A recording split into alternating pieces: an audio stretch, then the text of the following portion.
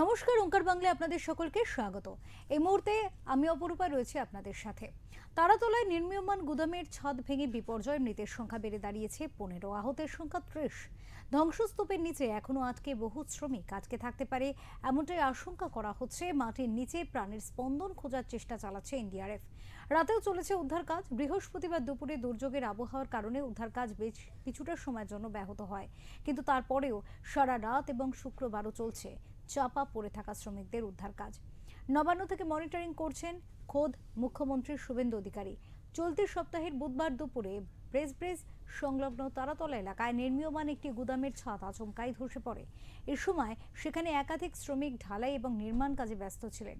মুহূর্তের মধ্যে কংক্রিট এবং লোহার বিশাল কাঠামো ভেঙে পড়ায় শ্রমিকদের একাংশ ধ্বংসস্তূপের নিচে চাপা পড়েন।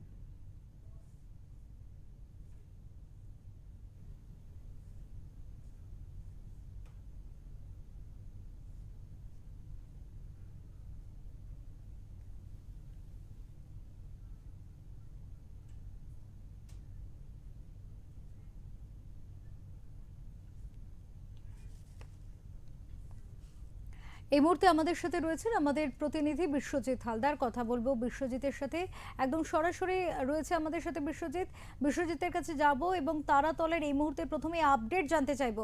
এই মুহূর্তের কি পরিস্থিতি বিশ্বজিৎ?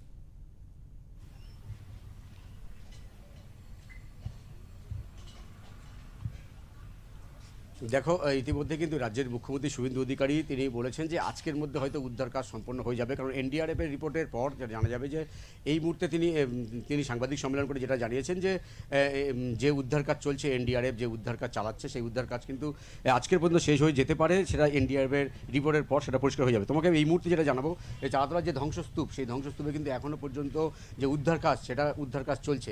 এনডিআরএফের যে ভূমিকা, সেই ভূমিকা নিয়ে কার্যত প্রশংসা করেছেন মুখ্যমন্ত্রী শুভেন্দু অধিকারী।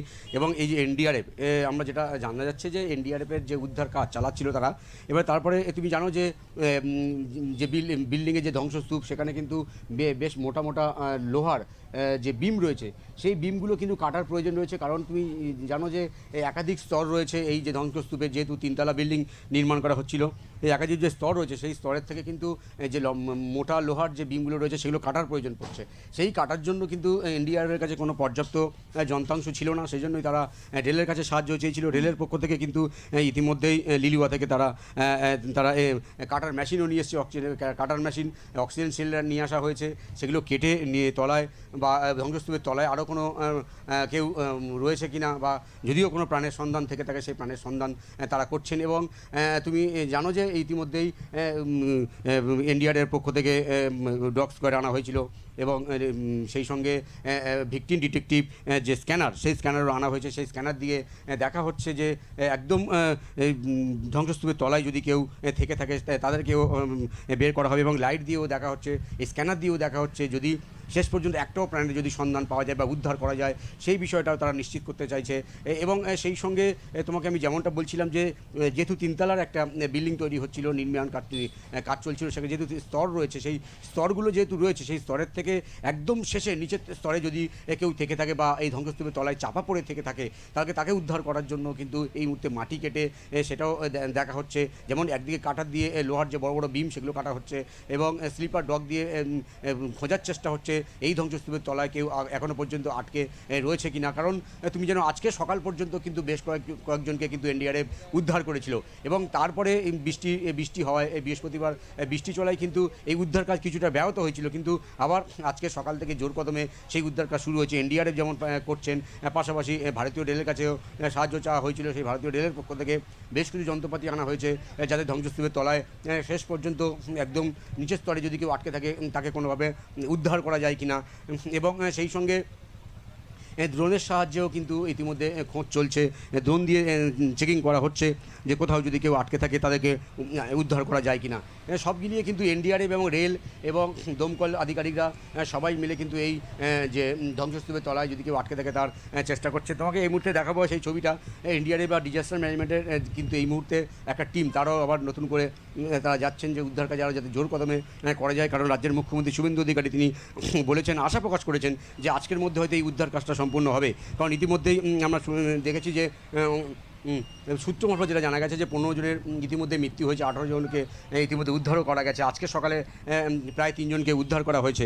সব মিলিয়ে কিন্তু এই মুহূর্তে যে যুদ্ধকালীন তৎপরতা যে উদ্ধার কাজ চলছে, এনডিআরএফ এবং রেলের আধিকারিক বা রেলের যে যন্ত্রপাতি আনা হয়েছে সেগুলোকে কাঁধে কাঁধ মিলিয়ে সবাই মিলে কিন্তু চেষ্টা করছেন। কারণ এই মুহূর্তে একটা জিনিস দেখা যাচ্ছে যে এনডিআরএফ এবং রেল এবং দমকল, এই যে তিনটে বাহিনী রয়েছে, এই তিনটে যে ডিপার্টমেন্ট রয়েছে, তারা কিন্তু একই সঙ্গে বেশ কাঁধে কাঁধ মিলিয়ে তারা কমিউনিকেট করে তারা কিন্তু এই উদ্ধার কাজ চালাচ্ছে।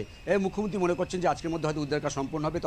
তবে শেষ পর্যন্ত কতটা উদ্ধার কাজ চালানো সম্ভব হলে বা আরও কোনো প্রাণের সন্ধান রয়েছে কিনা শেষ পর্যন্ত কিন্তু তারা এনডিআরএফ তারা দেখছে কীভাবে উদ্ধার করা যায়। এবং শেষ পর্যন্ত কিন্তু এনডিআরএফের রিপোর্ট অনুযায়ী কী রিপোর্ট দেন মুখ্যমন্ত্রীকে আজকের মধ্যে উদ্ধার করা পুরোপুরি সম্ভব হবে কিনা। এবং তারপরে এই যে ধ্বংসস্তূপ, সেই ধ্বংসস্তূপকে অন্যত্র সরিয়ে নিয়ে যাওয়ার জন্য যে মোটা মোটা রড রয়েছে সেগুলোকে কাটার জন্য, এবং সেই সঙ্গে কিন্তু স্লিপার ডগ এবং ডিটেকটিভ যে ভিকটিম ডিটেকটিভ স্ক্যানার দিয়ে চেকিং করা হচ্ছে, ড্রোনের মধ্যে দিয়ে চেকিং করা হচ্ছে।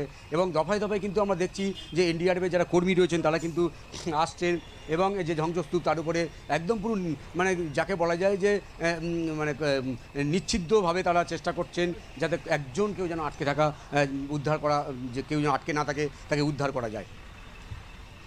অনেক ধন্যবাদ বিশ্বজিৎ, অনেক ধন্যবাদ। পরবর্তীতে আবারও আমরা তোমার সাথে যোগাযোগ করব, পরিস্থিতির দিকে নজর রাখো। আমরা কথা বলছিলাম আমাদের প্রতিনিধি বিশ্বজিৎ হালদারের সাথে এবং তিনি সরাসরি একদম তুলে ধরছেন সেখানকার ছবি। তারাতলা বিপর্যয় কাণ্ডে এই মুহূর্তে একেবারে তৎপরতার সাথে কিন্তু এনডিআরএফ এর যারা কর্মীরা রয়েছেন তারা কিন্তু উদ্ধার কাজে হাত লাগিয়েছেন। পাশাপাশি সাহায্য করেছে রেল, অত্যাধুনিক মানের যন্ত্রপাতি দিয়ে সাহায্য করছে যাতে কোনো একটি প্রাণও যদি সেখানে থেকে থাকে তাহলে তার যাতে সেক্ষেত্রে তারা যাতে জানতে পারেন এবং তাদের উদ্ধার করতে পারেন। এ বিষয়ে যথেষ্ট সাহায্য করছে রেল। মুখ্যমন্ত্রী শুভেন্দু অধিকারী তিনি কিন্তু একদম নিজে মনিটরিং করছেন এই বিষয়ে এবং তদারকি করছেন। পাশাপাশি তিনি একাধিক পদক্ষেপ নিয়েছেন এই দুর্ঘটনাকে কেন্দ্র করে।